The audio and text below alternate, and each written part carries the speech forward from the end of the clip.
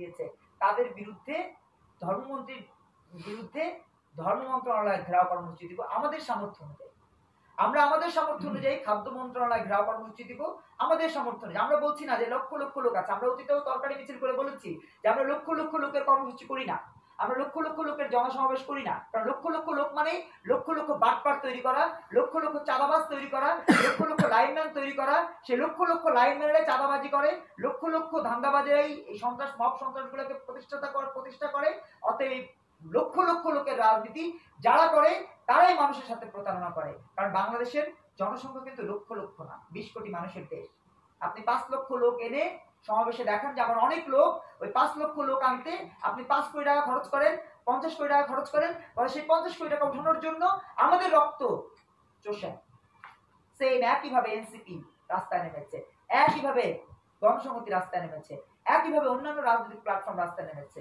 অর্থাৎ আমরা নতুন ধারা বাংলাদেশে নিয়ে বরাবর যা বলেছি এখনো তা করছি। আপনাদের সবাইকে কৃতজ্ঞতা জানিয়ে আমি আমার বক্তব্য শেষ করছি। আমাদের সবার বক্তব্য শেষে আপনাদের প্রশ্ন নেব। হ্যাঁ হ্যাঁ আচ্ছা, প্রশ্ন করেন।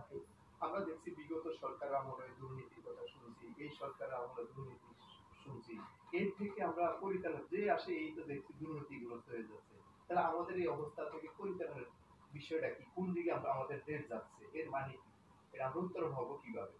দেখেন, আপনি তো আমার গোত্রীয় ভাই, আমি যেহেতু একজন সংবাদকর্মী, আমি যেহেতু নিয়মিত সংবাদের সাথে সম্পৃক্ত, আমরা যারা লেখালেখি করি, যারা সত্যিকার অর্থে দেশকে ভালোবেসে দেশের মানুষের ম্যান্ডেট নিয়ে, আমি গত 30 বছর সাংবাদিকতা করছি, আমি দেখেছি দুর্নীতিটা কারা করে, যার পেটে অনেক ক্ষুধা, যার পেটে ক্ষুধা সেই দুর্নীতি করে। যেমন ক্ষুধা সার্ভিসের দুর্নীতি করছে, ক্ষুধা হাসনাতের দুর্নীতি করছে, ক্ষুধা ইউনুসের দুর্নীতি করছে, ক্ষুধা রেজওয়ানা হাসানের দুর্নীতি করছে। যদি দুর্নীতিকে আপনার প্রতিহত করতে হয়, সবার আগে পেটের ক্ষুধা নাই এমন লোকদেরকে নেতৃত্বে আনতে হবে। সেটা কে, সেটা নির্বাচন করার দায়িত্ব গণমাধ্যমের এবং সাধারণ মানুষের। যেমন আমরা গত 30 বছর আমরা সাংবাদিকতার পাশাপাশি সংগঠন করেছি, নতুন ধারার রাজনীতি 13 বছর। এই 13 বছরে আমরা কিন্তু একবারের জন্য ভাবিনি যে আমাদেরকে কোনোভাবেই মানুষের রক্ত চুষে অট্টালিকা বানাতে হবে। কারণ আমরা এই জায়গাটা চিন্তাই করি, আমাদের আছে, আমাদের যা আছে তা নিয়ে আমরা আলহামদুলিল্লাহ সুখে আছি, শান্তিতে আছি। আমাদের কোনোদিনই ওই মহাজোট করে হালো রুটি ভাগাভাগি করতে হবে, যুগপথ করে হালো রুটি ভাগাভাগি করতে হবে, 5 লাখ টাকা নিতে হবে, 10 লাখ টাকা। আপনারা জানেন যে নুরুর মতো লোক পার্থের কাছ থেকে টাকা নিয়ে রাজনীতি করেছে, দেখেছেন না আপনারা, এর আগে গণমাধ্যমে এসছে। মোসাদের কাছ থেকে টাকা নিয়ে রাজনীতি করেছে। আবার ইদানিং ইলিয়াস পিনাকিরা বলছেন যে নুরু রয়ের টাকা নিয়ে রাজনীতি করছে। আমাদের বিরুদ্ধে তো বলতে পারবে না, কারণ আমরা রাজনীতির নামে অপরাজনীতি চাই না বলেই আমরা লক্ষ লক্ষ লোকের রাজনীতি, লক্ষ লক্ষ